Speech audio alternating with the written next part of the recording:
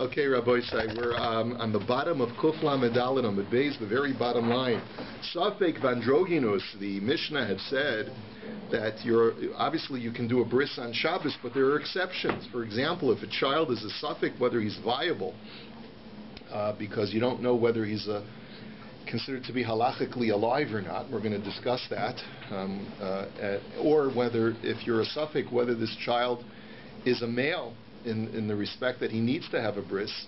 So then, even though you give the child the bris anyway, but you don't push off Shabbos in order to give him a bris because it's only a Safek, and a Safek can't be doicha Shabbos.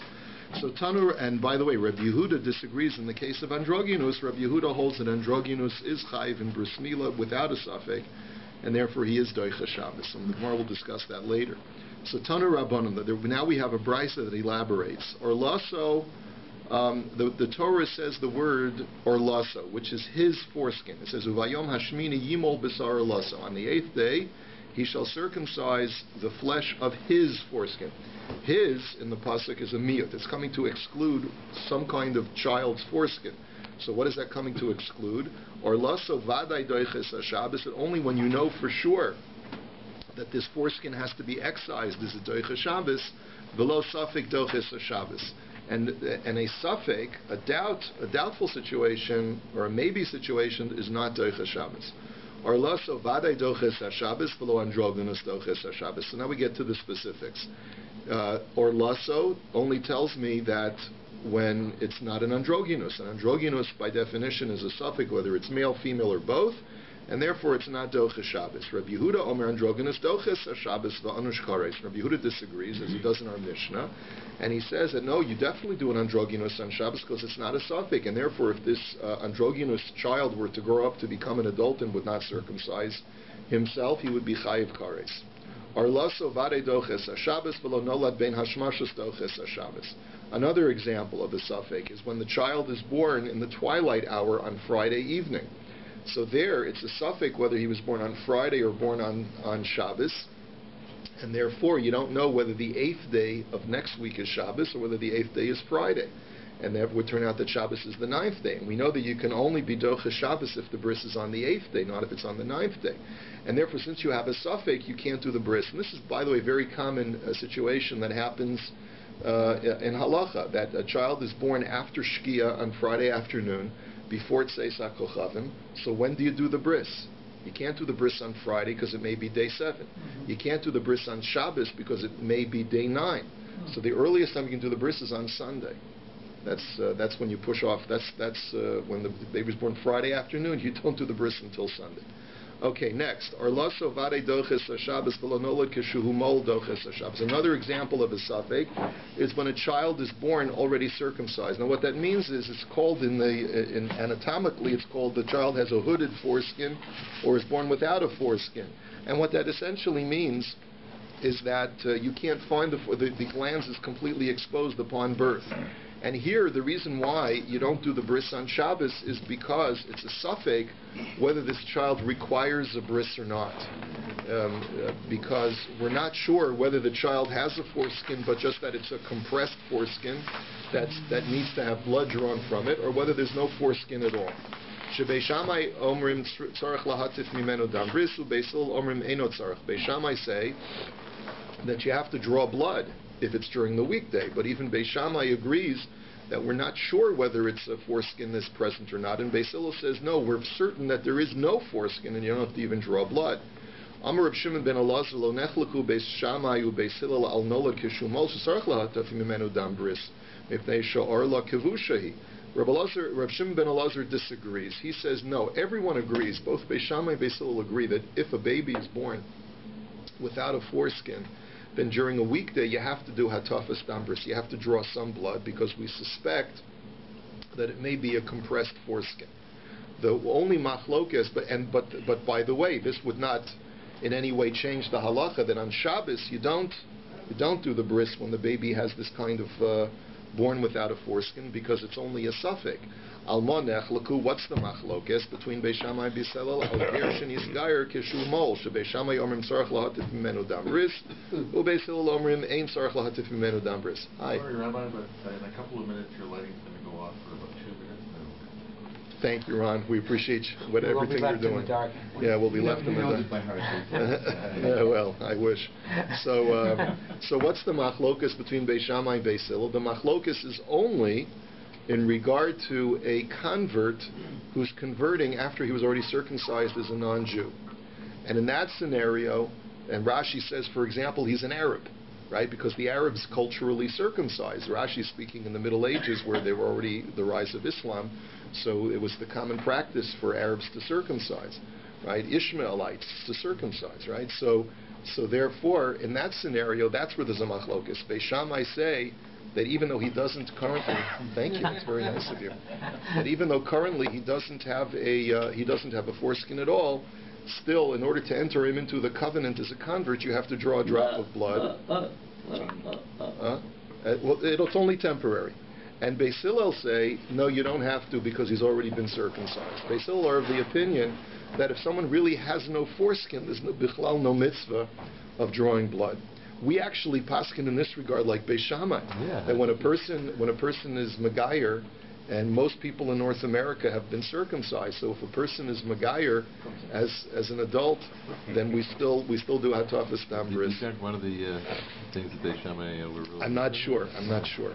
So Amar Mar, V'lo Safek Doches HaShabbos Lasuye Mai. So let's go back to the beginning of the Brisa. The Brisa had said that a Safek, whether the child needs a bris or not, is not going to override Shabbos. Lasuye Mai. So if you already went through all of the specifics in the Brisa, we talked about Safek whether the child is alive or not. We talked about whether the child. We talked about whether the Safek is an androgynous. We talked about whether the child is born bein hashmashos. We talked about whether the child is nolad mohul, he's born circumcised. So then what was the point of the generic statement at the beginning of the Brisa to tell me that any time there's a suffix, you don't do the bris on Shabbos? What is that? There must be another case that first line is coming to be inclusive of. So la'asuye hadatanu rabban, and it's coming to include the following. That it says, the Brisa says, ben shiva mechalal lamas Shabbos, ben ches ein mechalal lamas Shabbos. Safek ben shiva, safek ben ches ein mechalal lamas Shabbos. That the Brisa says that the medical reality in the times of the Gemara is different from the medical reality today. That's what Tosfos says. The medical reality was that if a child came to full term, he was viable. If he was born in the 7th month, he was viable. But if he was born in the 8th month, he was considered to be a non-viable fetus. He was going to die within 30 days. And therefore, it's a very bizarre halacha to our sensibilities. We treat this child as an even doivim. We treat him like a rock because he's not considered to be a living creature. He may be breathing, he may be moving, but it's only temporary. And therefore, there are certain ramifications vis-a-vis the laws of Shabbos and also vis-a-vis this halacha that we're dealing with now. If you're not sure whether the child was born in the 7th month or 8th month, you don't know whether he's viable or not, and therefore you can't do the bris on Shabbos. Ben shmona harehu ke'even va'asel etaltlo, and that's why we continue that if he's born in the 8th month, he has the din of a stone, and therefore you're not even allowed to move him on Shabbos.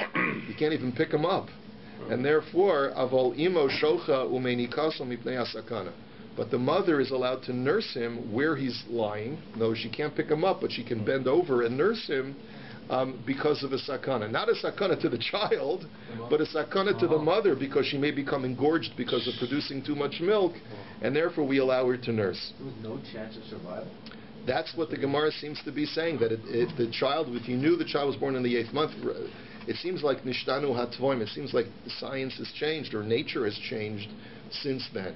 I don't have an understanding of understanding it any other way other than to say, like Tosfos suggests, of nishtanu hatvoim. Otherwise, this would be very, very problematic. So, you do the bris on the day after Shabbos.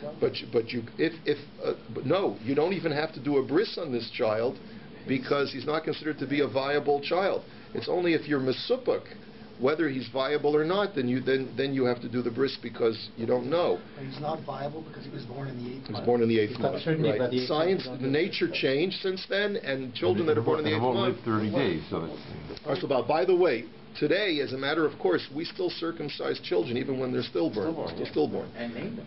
And we give them names because of spiritual issues, of Gilgul and things like that. But technically, that's only a minute. Technically, you don't have to circumcise a child.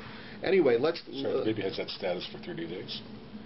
For the first 30 days, you don't know whether a baby is viable or not. Gemara, we're going to learn that in Amud Beis. We're going to take a look at that in just a moment. Itmar, Rav Amar Halacha Kitana Kama, Ushmul Amar Halacha Krivshim Ben Elazar. So now let's go back to this discussion of whether a baby born with a missing foreskin, whether you need to do Hatafas Dam Bris or not. According to the Tanakama, according to Beis Hillel, according to Tanakama's understanding of Beis Hillel, such a baby does not even require Hatafas Dam Bris of drawing blood. According to Reb Shimon ben Elazar, no. Beis Hillel agrees that he needs to have Hatafas Dam Bris. It's only in a case of a convert who's already been circumcised is there a machlokas whether he needs Hatafas Dam Bris. So this is a machlokas between Rav and Shmuel, whether we paskin like the Tanakama that a newborn baby does not need Hatafas Dam Bris if he's born without a foreskin, or whether we go like Shimon ben Elazar who says that he does need Hatafas Dam Bris. Ravada bar Ahava isililei hahu yanuka kishuhu mohu. The Ravada bar Ahava, his wife gave birth to a baby who was already circumcised. I mean, he was born without a foreskin. So Ahadre Atzleiser Maholoe, and he brought him to 13 different moils to see if they would draw some blood or do whatever kind of procedure that they could. And all of them refused, Rashi says. They said, we don't want to touch this. And therefore, Ad Deshavya Krushavcha. So he said, well, I'll do this myself. Can't be that difficult. And, unfortunately, it was more difficult than he thought. This is not something you want to try at home on your children. And therefore, he unfortunately cut off a piece of the glands, and the child Nebuch was permanently disfigured. And so Amar Tesi Li, the Avri, he says, I deserve to be punished. In other words, that I deserve that this terrible calamity occurred because the Avri Adarav, because I violated Rav's psak. Rav paskins like the Tanakama who says that such a child doesn't even need Hatafas Dam Bris. So Amar Le Rav Nachman Ba'ad Shmuel Lo Avar. You mean you only violated Rav's edict? You didn't violate Shmuel. Emer da Amar Shmuel B'chol B'Shabbos Mi Amar. Shmuel only says that the child needs Hatafas Dam Bris, but you did even worse than that. The baby's 8th day was on Shabbos, and you went ahead and did this procedure on Shabbos. So you were, according to both Rav and Shmuel, you were potentially Machal Shabbos. So what right did Rav Ada have to do this? V'hu savar vadei orla kavushi. His opinion was that if you hold like Reb Shimon ben Elazar, then you are allowed to do the bris, this Hatafas Dam Bris, even on Shabbos, because there's an opinion that says that it's not just a suffix whether it's a compressed foreskin, but it's definitely a compressed foreskin. The Itmar Rabba Omar Chayshinan Shama Orla Kavushi and Rav Yosef Omar Vade Orla Kavushi. This is the machlokas between Rabba and Rav Yosef. Rabba says it's only a suffix whether there's a compressed foreskin here, which is why you have to do Hatafas Dam Bris. And Rav Yosef says no, there's definitely a compressed foreskin, which mandates that you can do it even on Shabbos. So Amar Rav Yosef Mino Aminallah. And Rav Yosef says, let me prove to you that there's definitely a compressed foreskin here. The Tanya Rebbe, because I'll show you another bryce. It says Rabbi Eliezer HaKapar Omer Lo Nechleku Beishamai Beisilal Al Nolad Kishuhu Molo Shetzarach Lihaftif Mimenu Dam Bris. It's very similar to the bryce that we had of Reb Shimon ben Elazar. That Rabbi Eliezer HaKapar is coming to comment on a Tanakama. And the Tanakama's previous statement we don't see in this bryce, but all we know is that he's responding to another opinion. And he says that everyone agrees, both Beis Shammai and Beis Hillel agree that you have to do Hatafas Dam Bris. Alma nechlaku lechalal of Shabbos. The only machlokus is between Beis Shammai and Beis Hillel that do you do it on Shabbos? That Beis Shammai omrim mechal on Shabbos, or Beis Hillel omrim ein mechal on Shabbos.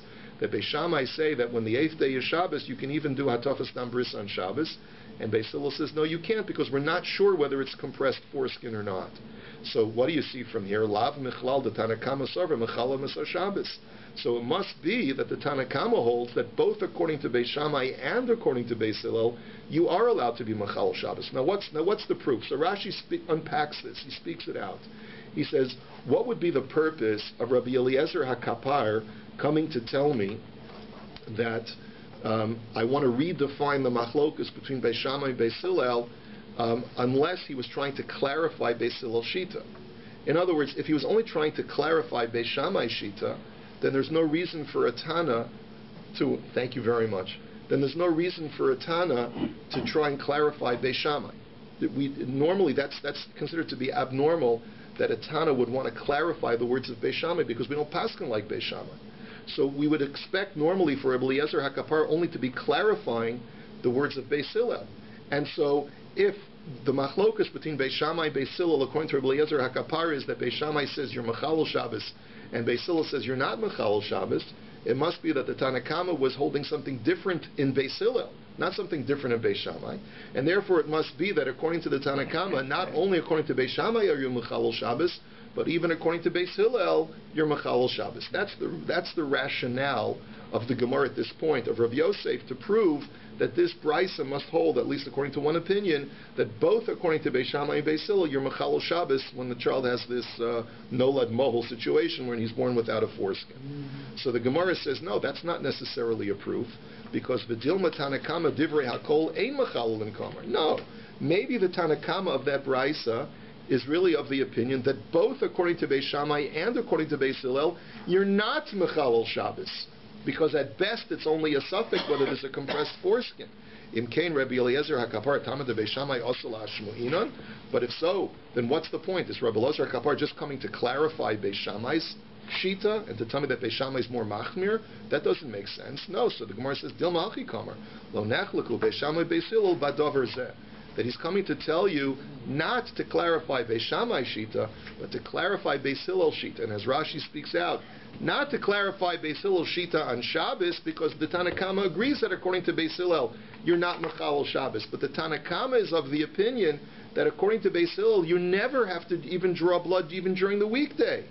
That's what the Tanakama is coming to say. And comes along Rabbi Eliezer HaKapar and says, no, Beis Hillel holds that you do have to draw blood if it's a weekday. The only point of argument between Beis Hillel and Beis Shammai is whether you can do it on Shabbos. But everyone agrees that you have to do Hatafas Tam Bris. And therefore you can't prove from here that according to Beis Hillel you can be Mechalel Shabbos, just the opposite. It could be that both according to the Tanakhama and Rabbi Eliezer Kapar, you're never Mechalel Shabbos to draw blood when the child is born without a foreskin.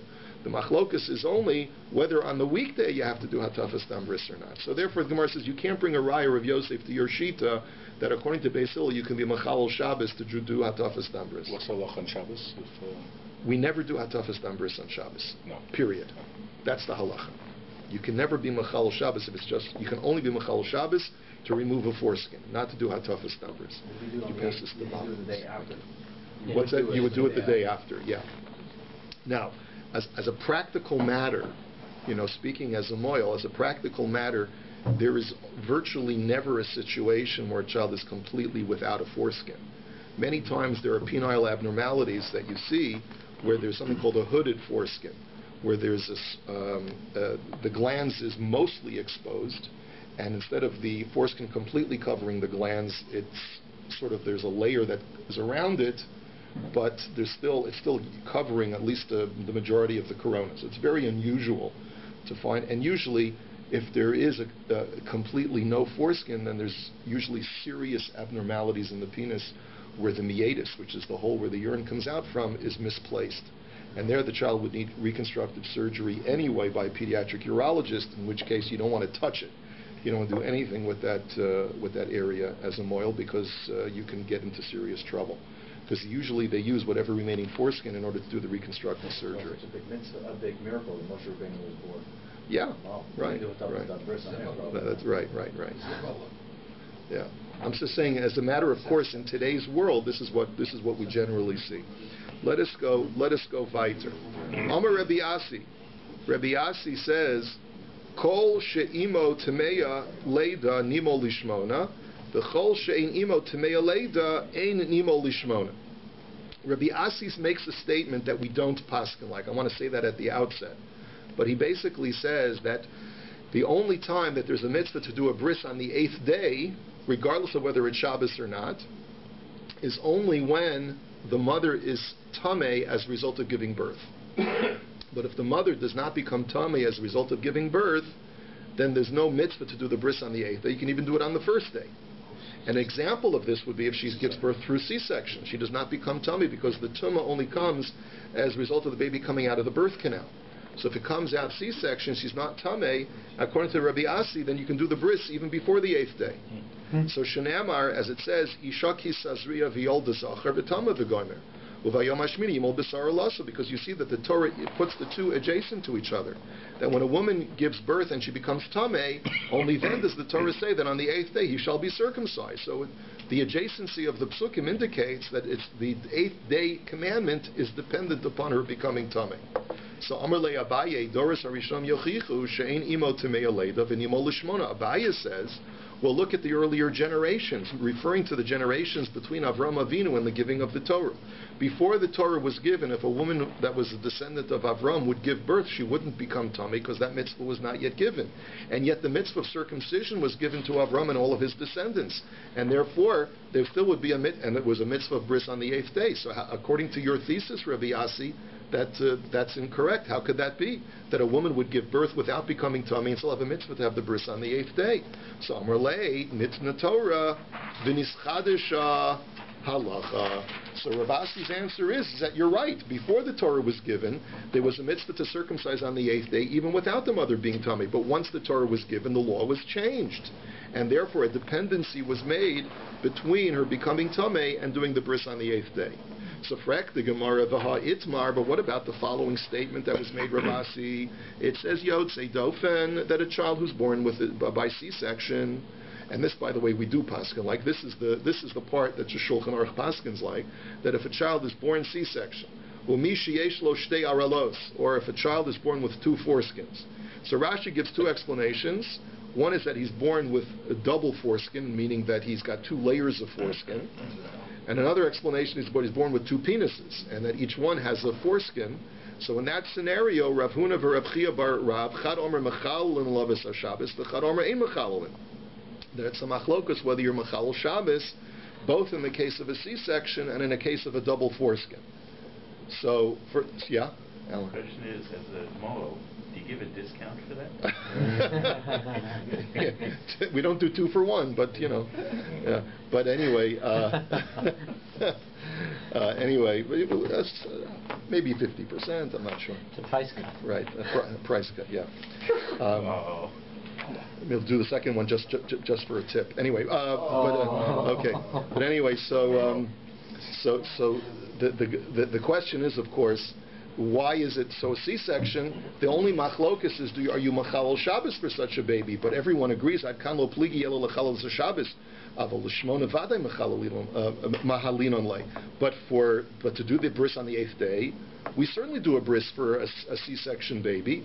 We can't do the bris before the 8th day. The only shaila is, are we machalol Shabbos if he's born C-section? But everyone agrees that if the 8th day is not Shabbos, then for sure you have to wait till the 8th day. So, and the same thing with the double foreskin. The issue is, which one is the real foreskin? That's the reason why that there's a machlokus whether you're machalol Shabbos, whether both are the real foreskin or only one. In which case, you're not sure which one it is, and therefore you're not allowed to do the circumcision on Shabbos. So the Gemara answers. So we have a kasha on you, Rabbi Asi, is that according to what we've just learned, you always, even a C-section baby where the mother's not tameh, the bris has to be on the 8th day. So the Gemara answers that according to Rabbi Asi, ha beha talia, that he says no, that the very fact that you're machalol Shabbos for a baby on the 8th day means that the commandment is to do the bris on the 8th day. If you cannot be machalol Shabbos for this baby, it means that there's no mitzvah to do the bris on the 8th day, period. That's Rabbi Asi's opinion. We don't paskin that way. We paskin that by a C-section baby, even though there's a requirement to do it on the 8th day, the only exception is when the 8th day is on the Shabbos. But Rabbi Asi says no. They're directly related. If I can't be machalol Shabbos for the 8th day, then there's bichlal no mitzvah on the 8th day, and therefore I can do the bris on day 1. So now the Gemara says kitanai. Rav Asi's psak is actually a machlokas tanoim, that it says, the Brisa says as follows: Yesh yilid baya shnimo le'echad, v'yesh yilid baya shnimo l'shmona. Yesh miknas kesef shnimo le'echad, v'yesh miknas kesef shnimo l'shmona. Now this is based on a pasuk in the Torah which says that that when you acquire a slave, there are two ways of acquiring a slave, and this is based on the psukim. The Torah says umiknas kesef, that and you lead bias. The Torah describes two different kinds of slaves that you acquire: either a slave that you purchase with money, or a slave that is born into your household. And the Torah says that in both of those cases, one pasuk says that he shall be circumcised on the 8th day, and another pasuk just says he shall be circumcised without indicating whether it's the first or 8th day or not. So the Brisa says the reason why there's this dual language is because there are four different scenarios. One is a yalid bias, when the child is born into your household, which means he was conceived and born in your household, and his bris will therefore be on the first day, meaning he doesn't have to have it on the 8th. Sometimes the child will be conceived and born in your household, and he has to have his bris on the 8th day. Sometimes the child will be considered to be miknas kesef, means he's purchased, and the bris has to be on the first day, or does not have to be on the 8th day, and sometimes it has to be on the 8th day. So let's go through all of the different permutations. This is not a Jewish child. This is a Gentile child, but as soon as he goes through the process of officially becoming your slave, he's chayiv in mitzvahs, and part of the chayiv in mitzvahs is that he has to have a circumcision. So this is the way it works. Yesh miknas kesef shenimo le'echad, v'yesh miknas kesef shenimo l'shmona. So what's the case? So what is the first part of the Brisa, which says that sometimes when you acquire a child, then he can be circumcised on day 1, and sometimes he must be circumcised on day 8. So what's the case? Lokach shivcha me'uberes, if you purchase a slave lady, a woman slave, and she's pregnant when you purchase her, so that's called you purchase the fetus. It's not that the fetus is born in your home, it's that the fetus is already existent before it comes into your household. So v'achar kach yolda, and then she gives birth when she's already your possession, so zehu miknas kesef animo l'shmona. That would be a case where, since the child was born to a Jewish mother at the time of birth, he needs to have his bris on the 8th day. Lokach shivcha uvlada ima zuhi miknas kesef shnimo le'echad. But if you purchase the mother and her newborn child, meaning the child's already been born when you purchase, so since the child is not being born in a household where the mother is already Jewish, so then the child only has to have his bris, doesn't have to have his bris on the 8th day. He can have his bris at any time. And by the way, we paskin this way also. If a mother is converting to Judaism but she hasn't yet converted, then, and you want to be magayer her child, then the child can have his bris on the first day. You don't have to wait till the 8th day when you're doing a bris l'shem gerus. Okay? So v'yesh yilid baya shnimo l'shmona cases. So what's the other case where you said where the child is born in your household, sometimes the bris is on day 8, sometimes it's on day 1. So what's the case where it's on day 8? Lokach shivcha v'nis abra etzlo v'yolda. If you purchase a shivcha, and she becomes pregnant after you purchased her, and she gives birth, zehu yilid baya animo l'shmona. That's a case where you'd have to do the bris on the 8th day. So now, that's the situation according to the Tanna Kama. Now we have the opinion of Rabbi Chama. Rabbi Chama Omer, it depends. It depends. When it's a Yilid Bais, it depends. Sometimes it'll have to be the 8th day. Sometimes it'll have to be the first day. It says Yolda v'yachar kach hitvila zehu Yilid Bais shnimo le'echad, but hitvila v'yachar kach Yolda zehu Yilid Bais animo l'shmona. He said it all depends. You can purchase a shivcha, and you haven't yet taken her to mikvah, so she's not halachically Jewish yet. And if she conceives and gives birth, or does all of that before you take her to mikvah, so then the child can have his bris on day 1. But if she already went to mikvah and then conceives and then gives birth, then the child has to have his bris on day 8. So what do you see from here? V'tana kama lo shani le ben atfila ben hitvila v'achar kach yolda ben yolda v'achar kach hitvila de afal gav de ein imo tamei leida nimo lishmona. So you see, we can infer from here that according to the Tanna Kama, who doesn't make the same distinction as Rabbi Chama as far as when she went to mikvah, he would hold that regardless of whether the mother was halachically Jewish when she gives birth, the child still has to have his bris on the 8th day. So you see that even though the mother does not become tamei because she's not halachically Jewish yet, the child still needs to have his bris on the 8th day. So you see that according to the Tanakama, he does not hold like Rabbi Asi. Because according to Rabbi Asi, the only time a child needs his bris on the 8th day is if the mother is halachically Jewish, because then she becomes Tameh. So this, the Gemara wants to suggest, is the machlokas between the Tanakama and Rabbi Chama, that Rabbi Asi and Rabbi Chama are the same, and the Tanakama disagrees with that principle. So now the Gemara says, okay, let's speak this out. Bishlam ala Rabbi Chama mishkachas lo yilid bayis mimola echad yilid bayis mimola ches. I can understand, according to Rabbi Chama, how you can have what's called a yilid bias, where the child is conceived and born in your household, and sometimes the bris will be on day 1, and sometimes the bris will be on day 8. Why? Because as we spoke out, that if the child is born from a shivcha who had not gone to mikvah, so then the bris can be on day 1. It's only if the child was born to a shivcha who already gone to mikvah, because she's tamei, then the bris has to be on day 8. And we also find miknas kesef nimol echad, miknas kesef nimol ches. So, and also the same situation when you acquire the fetus or the child, then sometimes the bris will be on day 1 and sometimes it will be on day 8, as we spoke out already.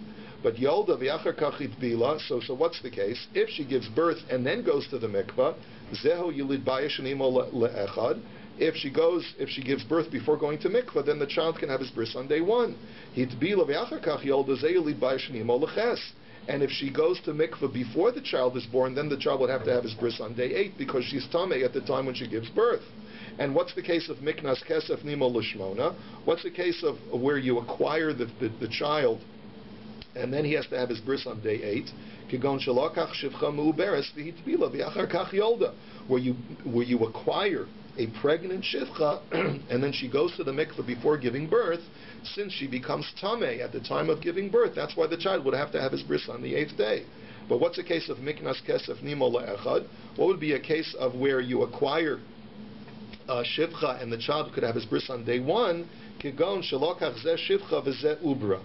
The Gemara gives an interesting case. It says the case would be where there's a pregnant shivcha and you have a partnership between Ruvain and Shimon.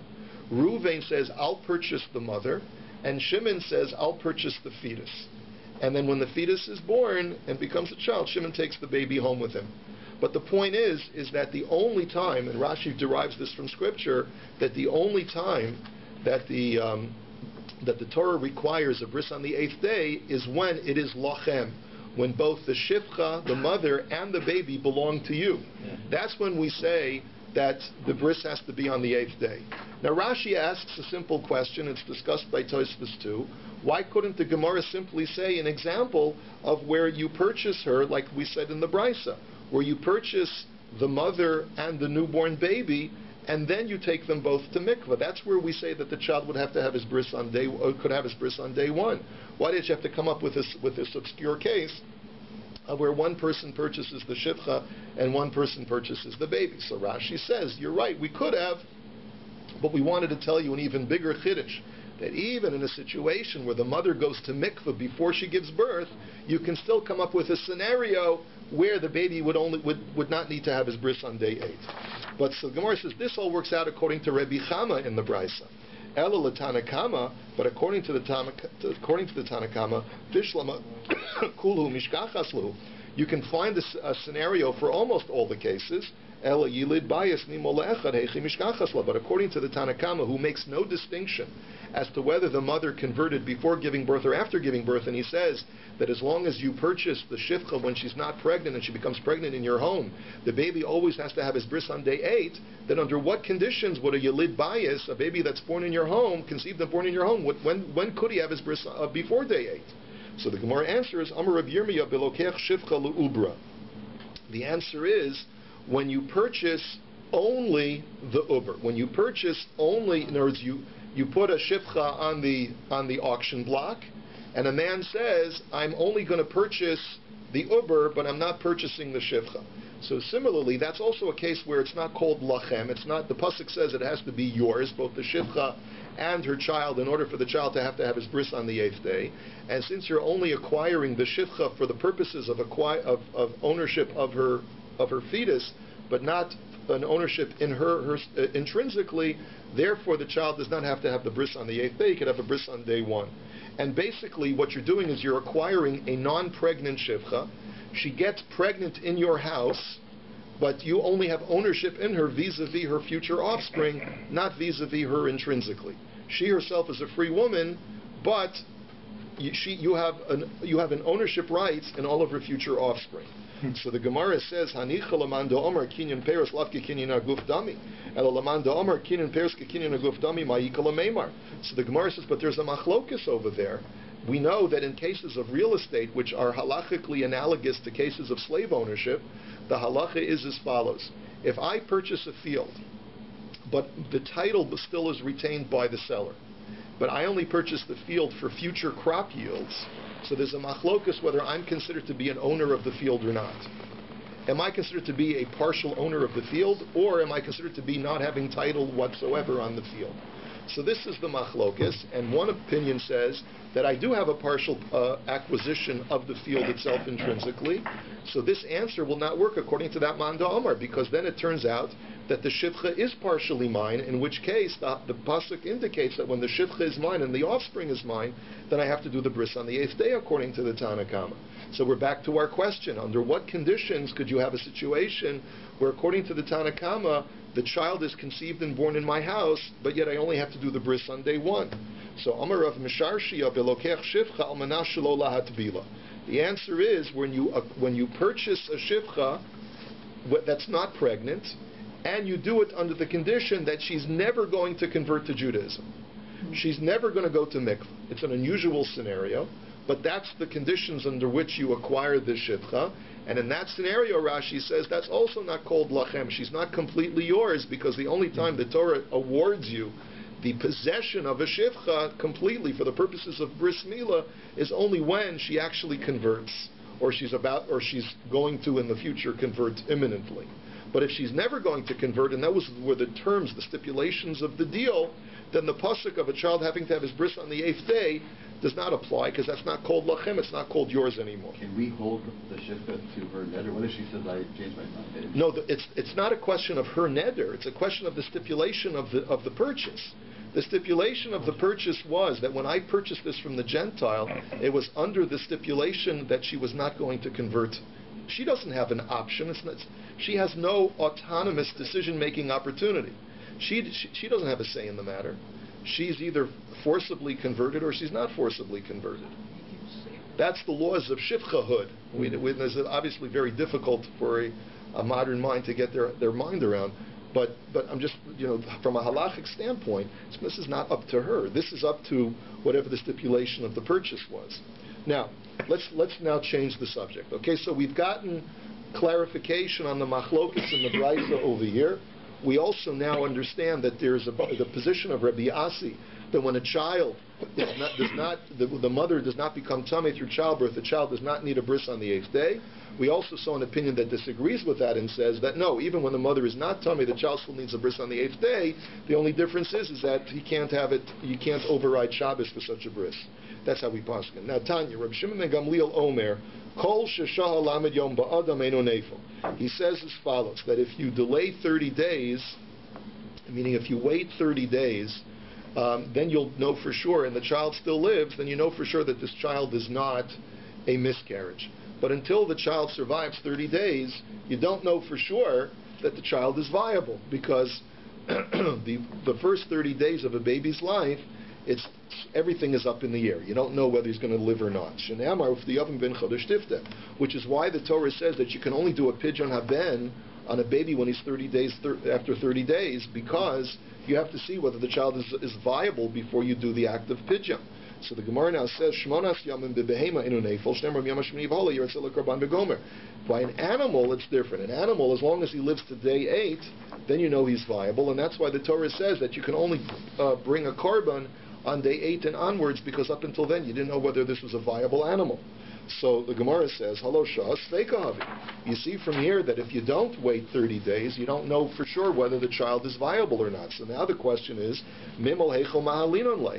How can you ever do a bris on Shabbos on day 8 if you don't know whether this child is viable or not? Because you haven't waited 30 days. It's a catch-22. So the Gemara says, Amar Ravada Bar Ahava Molin Oso Mimon Afshach. He says, you can do a bris no matter how you look at it on Shabbos, because im chayu shaper kamoil, im lav mechatech bebasru. He says if the child is living, so then very well and good. This is a viable child. His mitzvah is to do the bris on the 8th day. If the child is not viable, then he's considered even right now like an even, like a stone. He's just a chunk of meat, and therefore all you're doing is cutting into a chunk of meat that's already dead, and there's no malacha involved. Muksa, fine, that's a rabbinic issue. But you're not doing a malacha. That's the whole point. You're not doing a malacha. Aren't you doing other malachas to prepare for that? Oh, one second. Wait a minute. Oh, excellent point. So, ve'ela hadatanya safik ben zayin safik ben ches ein mechalel nemes hashabas amay nimel em yimon avshach. Let's go back to our brisa. The brisa had said that if you're not sure whether the child was born in month 7 or month 8, you can't do the bris on Shabbos because you don't know if he's viable. So, but why don't you say it the same yimon avshach? Im chayhu shaper kamoil v'im lav mechatech b'basarhu. That no matter what, even if he's not viable, you're just cutting into a piece of meat, and if he's viable, then you're doing a legitimate bris. So what's the whole issue that the brisa had about a child who's a suffix? The Gemara answers, Amar Marber Derei Deravina, Ana v'Rav Nechumi bar Zachariah targimna mimol hachi nami mahalinon lei. So our explanation is you're right. When the child is a suffix, whether he's viable or not, you for sure can go ahead and do the bris. There's no malacha involved. Lo nitzracha elo lamachshirei mila va'ali b'derebi Eliezer. The only statement that the brisa was making is, are you allowed to do the preparatory malachos according to Rabbi Eliezer? Now we paskin not like Rabbi Eliezer. We paskin you're not allowed to do preparatory malacha. The only malacha that you're allowed to do is the malacha of the bris, the incision itself. All preparatory malacha you're not allowed to do. But according to Rabbi Eliezer, who allows you to heat up the water and allows you, to well, actually, even more than you have to water. He allows you to even manufacture the knife on Shabbos.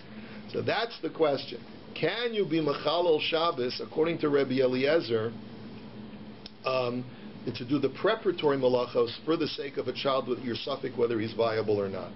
So that's where the brisa says, since there's an indication that this child is non-viable because we're not sure whether he was born in month 8 or not, therefore, according to Rabbi Eliezer, we don't allow you to be Mechalel Shabbos.